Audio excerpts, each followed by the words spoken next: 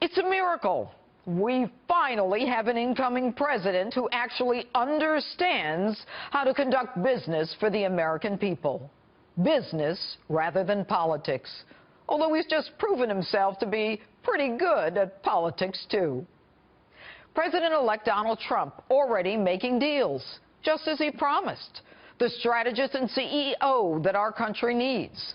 Certainly not a politician constantly worried about universal approval. Great leaders, whether they're heads of countries or companies, deliver. They understand making decisions are not about winning the popular vote. They know instinctively what's needed to get it done, not stopping to test fingers to the wind. And so on Thursday, President-elect Trump, in a Carrier plant in Indianapolis, announced a deal to keep more than 1,000 jobs in the United States that were scheduled to be outsourced to Mexico. Amazing. A president who actually fulfills a promise before he even moves into the Oval Office. Remind you of another great leader? Ronald Reagan and those 52 American hostages held in Iran for 444 days that Jimmy Carter couldn't get released for the life of himself before he left the White House? And curious that in June, when President Obama was asked by a member of the very steelworkers union employed by Carrier if anything could be done to stem the tide of jobs leaving the United States, referencing that candidate Trump had just said he could do it, Mr. Hope and Change himself answers, not a chance, pontificating to this steelworker that American workers need to just learn better skills to adapt to new technology like clean energy. By the way, wasn't it Obama's Department of Energy that sold us Solyndra?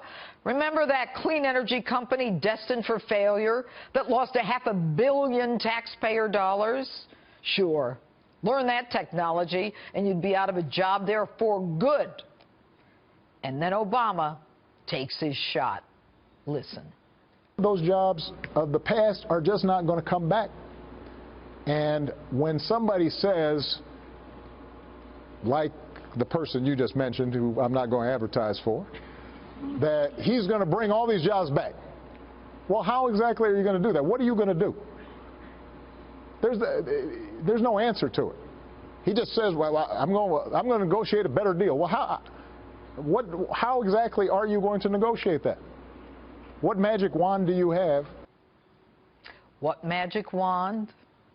The magic wand, Mr. President, that Donald Trump has that you certainly don't is a business acumen, a focus, and a passion for the American worker who desperately wants nothing more than a job and the ability to feed the family. And to those naysayers, including Sarah Palin, who criticize him, let me ask you a question. If we can keep companies from exporting American jobs to foreign countries by offering incentives, why wouldn't we do that? We do all kinds of generous things for illegals, refugees.